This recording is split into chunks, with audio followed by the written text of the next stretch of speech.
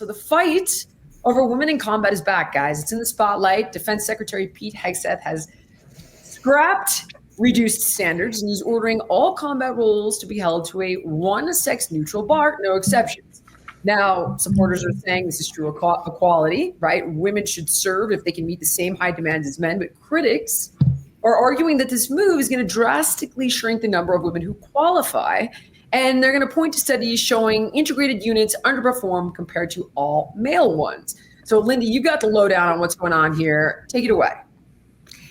Thank you, Jillian. Kelsi, I think this is actually the perfect topic for you. I'm really excited that you're here to discuss it. And as Jillian said, this has become a heated topic over the last couple of months due to Secretary Pete Hegseth, who has been extremely vocal on this issue. He initially said years ago that he didn't want women in combat at all. I actually agree with his current stance in that we should not compromise our standards in order to incorporate women. So if women can reach those standards, then feel free to join. But I think that right now the Democrats under the Biden and Obama administrations made the mistake of favoring and prioritizing diversity and DEI over the military readiness of the U.S. Army. I think that should be our primary goal. But I do want to point out that women have had a history of being a part of our armed forces over the course of centuries. I mean, just remember Deborah Sampson during the Revolutionary War. And obviously, women also played a pivotal role in the first and Second World War. So whether or not they have a formal and institutionalized role does not negate the fact that they played a fundamental role and contributed to the success of military victories throughout American history. So, Kelsi, I'd love to hear your take on this, but I'm definitely of the belief that if women can do the same thing as men, if they can, qualify and ace those tests, there should be nothing barring them from participating.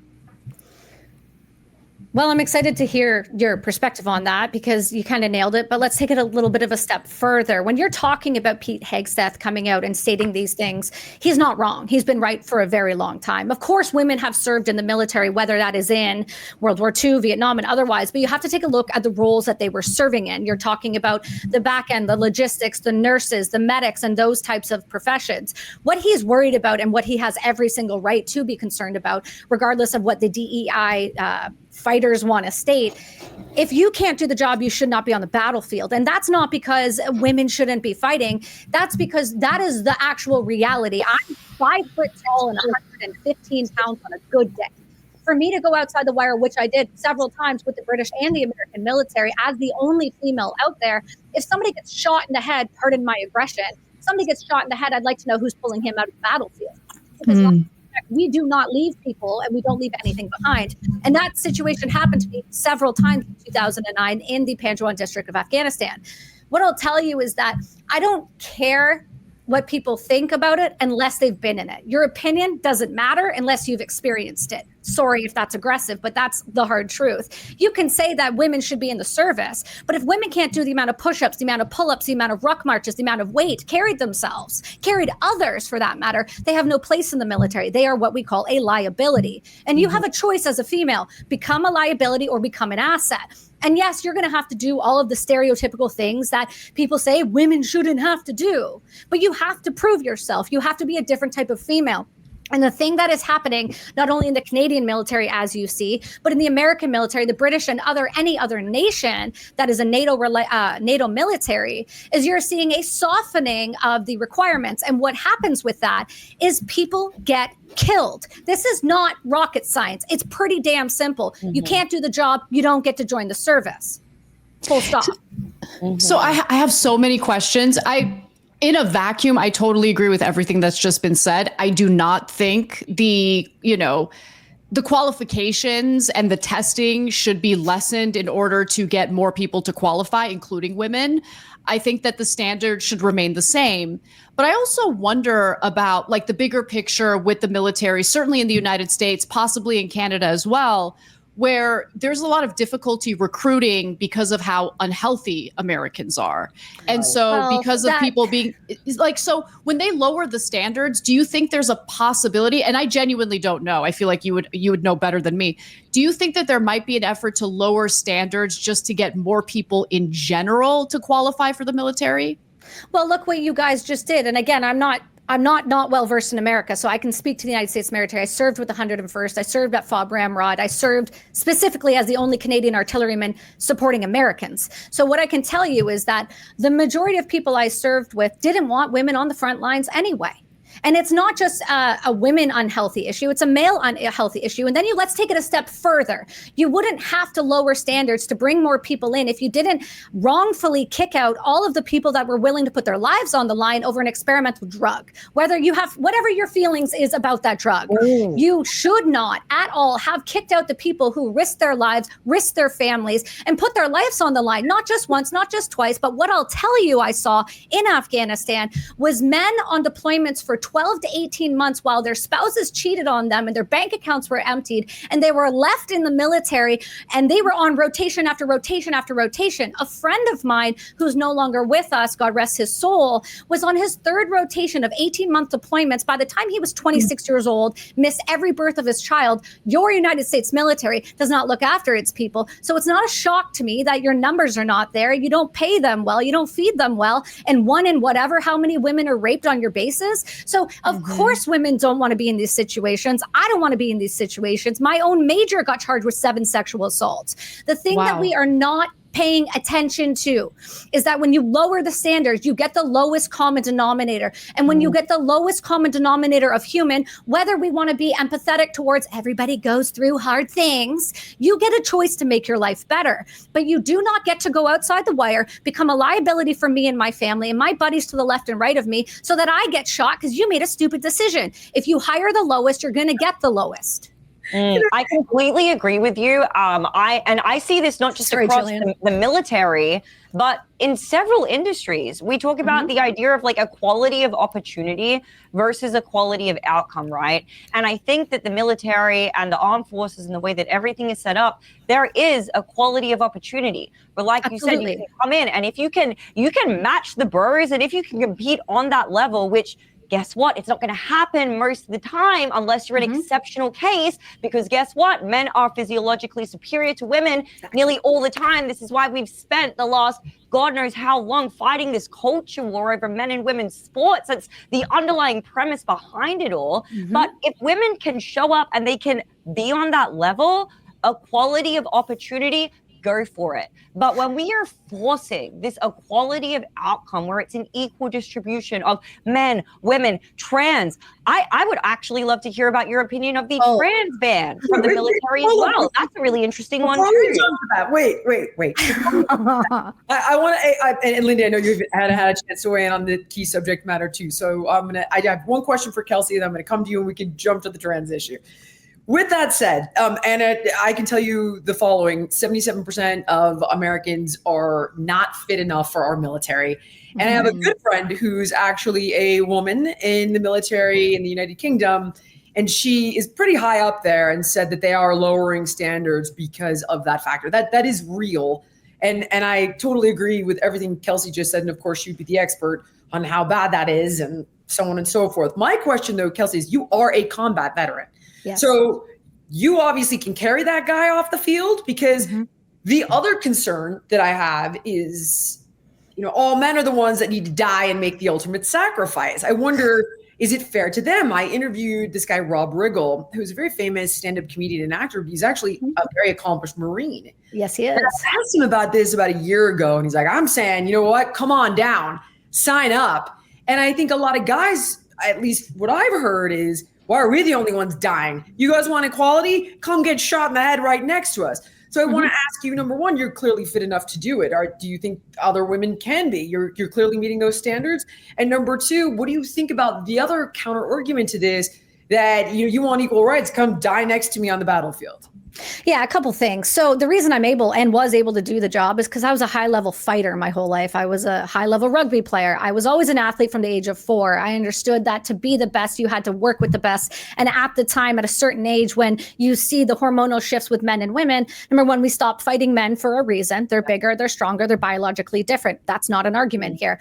But then when you go down the military route, I was given 3 options, okay, in 2009, because Canada became hyper-involved when I asked I wanted to join. They said, would would you like, infantry, artillery, or armored? First off, I didn't want to be in a tin can, although I was a perfect driver and size. Number two, I wanted to be infantry, but they said I was too small to do the job. So instead, they slapped me on artillery with a 100-pound round that weighs more than me and goes upwards of 40 kilometers. So I had a decision to make. Do I want to be the best at my job and not allow my size and the fact that I was a female to stop me? I'm a different type of woman. And the women that I've served with that have actually made the standard are just like me. They're loud, they're aggressive, they don't take no for an answer, but I would be happy to go alongside of them. There are plenty of CST's cultural support team females who have Bronze Stars, Purple Hearts, and you will never hear their names. Why? Because they're not Navy SEALs and they don't write books. So the thing that you have to understand about females in the military is they are welcome. You want to come suck with us for a week out in the middle of nowhere carrying 100 pounds, getting shot at?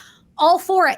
But the problem is when and the reason we need to do this is when you wrongfully fire people, you're going to need more people. And here's the part that no one's really saying out loud. So just forgive me if you have feelings about this. If you want to keep fighting a nation or nations and or religion ideology, okay? We don't have to say a specific one, but we all know which one. If you want to keep fighting them, unfortunately, fortunately, whichever one you want to go with, we have this thing called the Geneva Convention. And when you fall under the Geneva Convention, men cannot touch women. Men cannot search women. Men cannot go near women or look at them. So what do? They exploit the Western ideology and the softness that we are. And they come in and they start putting men in niqabs and burqas and shooting people in the face and using children and strapping them with vests. So until we want to start actually fighting properly, because let's be honest, I said this on trigonometry and I'll happily say it again, the West will never win another war if we keep fighting the way we're fighting. We care too much about DEI. We care too much about whether women are on the battlefield. And we care too much about people's feelings, because I'll be very transparent with you. If we all had GoPros, the majority of us, during the war in Afghanistan and GWAT, every single one of you would be calling us genocide too. War's nasty, war's messy, and women are a part of it too. The only difference is we just don't highlight them because we don't have this weird obsession with special operators, because females are not often special operators. Kelsi, was the civilian death toll in Afghanistan 83%? Well, I'm just curious. Here's the thing about it. We actually weren't allowing them to use children as human shields then. We were calling them out on it. And we were not just stopping it. We also weren't feeding them or giving them water. Instead, we were allowing them to do what they did. And here's the thing. Women are just as violent over there as the men, as much as people want to pretend they're not. Kelsi, mainly because I experienced it in real time. So until anybody else has done that on this panel, I'd argue you're not sure about what you're saying. Right. Let me just repeat the question though, because I'm talking about civilians, right? So civilians died in Afghanistan too. And no, I don't know that number. Why? Because I was injured in Afghanistan and sent to the hospital right away. So I stopped paying attention to people that don't matter to me, including those that prefer to have pedophiles and children married to 9-year-olds. Jesus. Sorry. There's also these things called chai boys, but we don't want to acknowledge that that's a real thing too, right? What the hell? What? I mean... No, here's the thing. I've carried the gun. I've shot the people. I've done the job. So I know what war looks like. And I also know what genocide looks like because all of my staff were in Rwanda. All I'm saying to you is, look, if you have females doing the job, it's because we are catering to another ideology and respecting them. You have to understand that women aren't there on the front lines to go really support in firefights. You know that, right? We're actually there because my job was a female searcher. I was brought to Americans because Americans weren't qualified. Females were not qualified to do the job yet. So I was borrowed by the British 3rd Scott Battalion and borrowed by the 101st to go outside the wire to do 2 things. Are you ready? Not to go shoot bad dudes in the face, to go look after women and children. And who do you think attacked me the most? Women and children. So all I'm saying is my job as a female was to go cater to another ideology, to make sure that we followed a Geneva Convention so that they could turn around and then lay daisy chains to kill everybody else. So they got smart. So the real problem is the Geneva Convention? I'm just trying to understand your point. Well, Anna, this isn't real rocket science. It's not the Geneva Convention. It's that if you want to fight a war properly and actually win and not carry out 20 years and billions of dollars and trillions of dollars in Afghan and American lives, Canadian lives, British lives, that's not how you win a war. That's how you do things like, prop up the military industrial complex with human beings. Okay, so what in a perfect world, what would you want to see happen? How would the war in Afghanistan be fought in a way that you think is appropriate?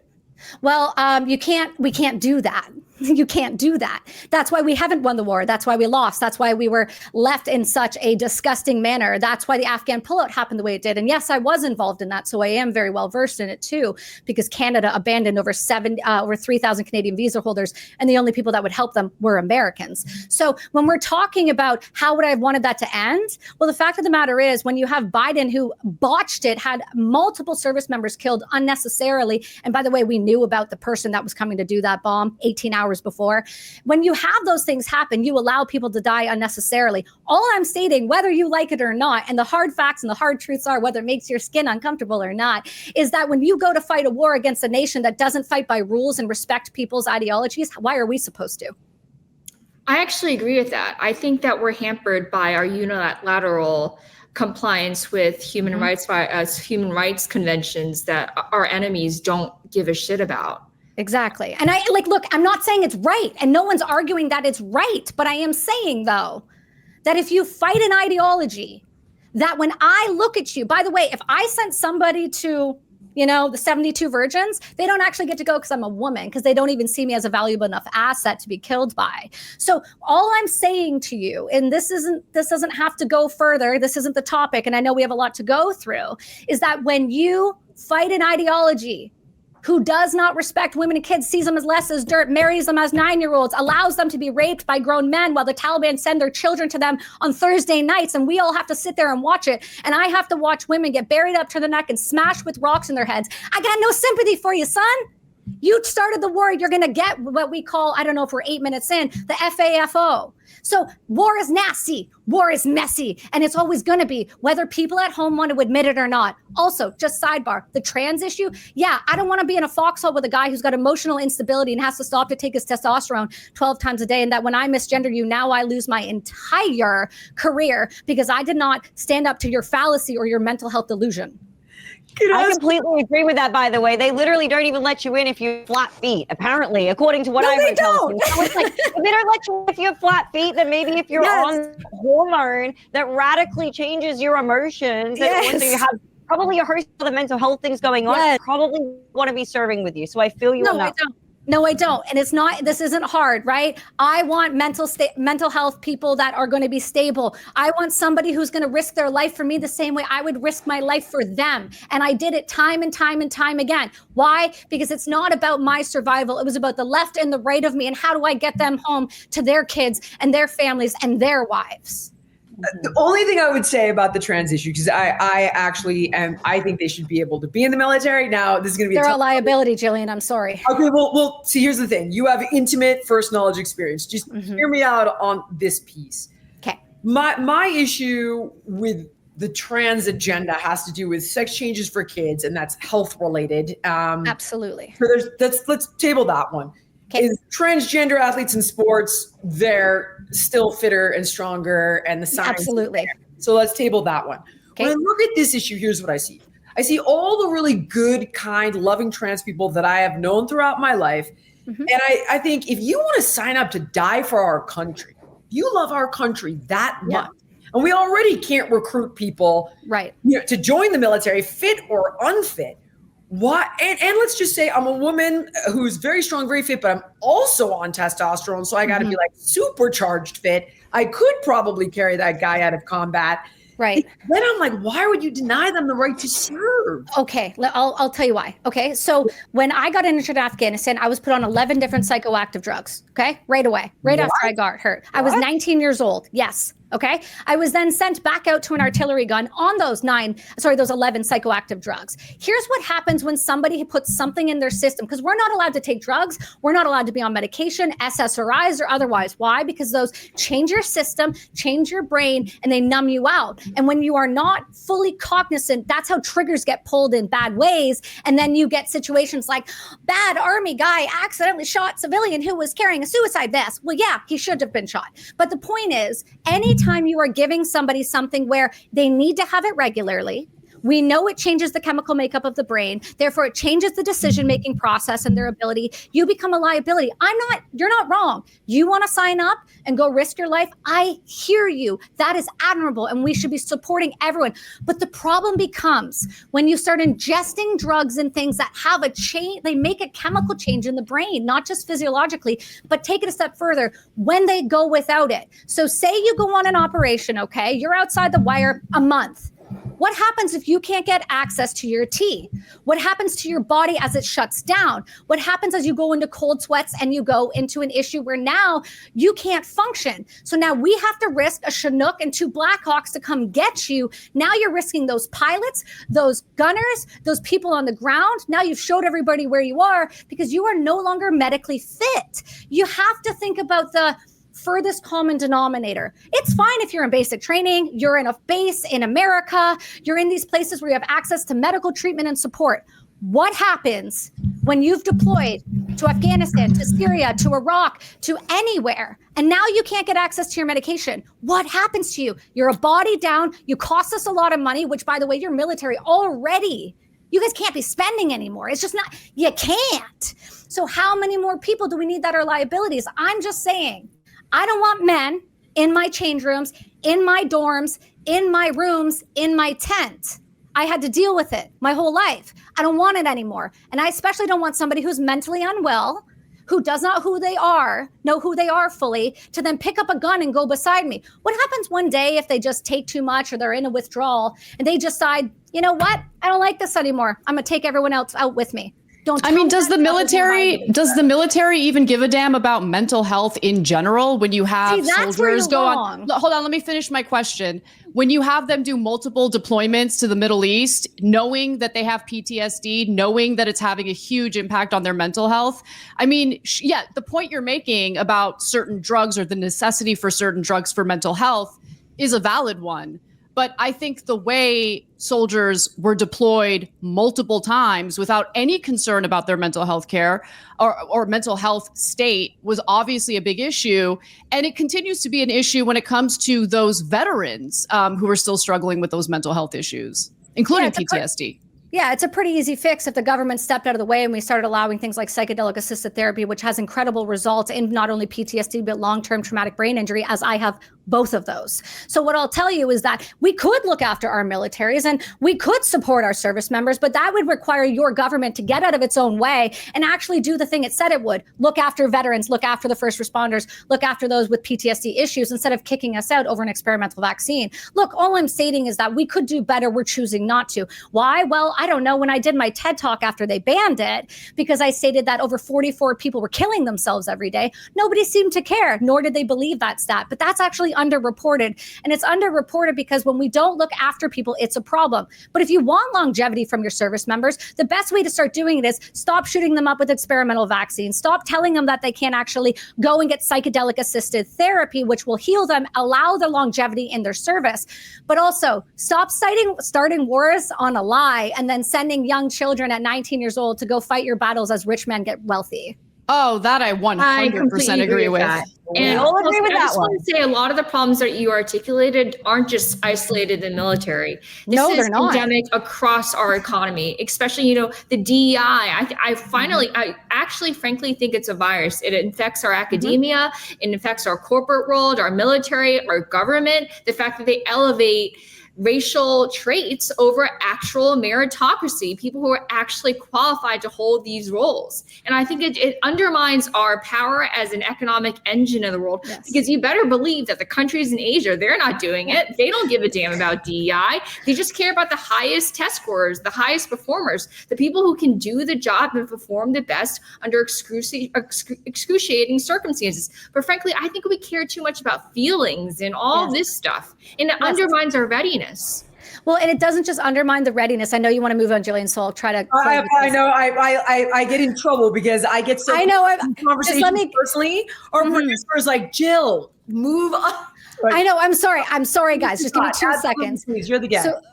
So Lindy, the one thing I will agree with you on that. That's what happens. You guys can see a perfect example is, our ex-dictator Trudeau putting tampons in the men's bathrooms and allowing for rainbow beards. Tim Walz did that. Oh, I know. Well, we don't acknowledge him. Yeah, we don't acknowledge him because he also allows, the Islamic prayer to be played 5 times a day, and in Minnesota, now in New York. So can you imagine being a combat veteran who lost everybody in their lives, their left and right friends, and now they have to go hear that bullshit that we used to hear overseas? That's totally fine though, right? Because it makes others feel good about their feelies. Well, those people can go back to where they came from because I'm not really here for it anymore. But what I was going to say about the DEI thing, Lindy, you're exactly right.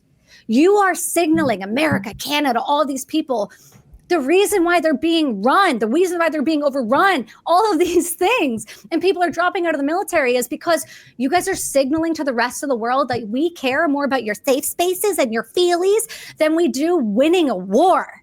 We're at war, people. Do you not remember what that means? It means people die in vicious ways. People starve to death. People get their heads blown off. People step on an IED and explode into pieces that I have to then put in my pockets to bring back to their mom so they have something. Do we not understand what you're asking these 19-year-olds to go do? Because I was 19.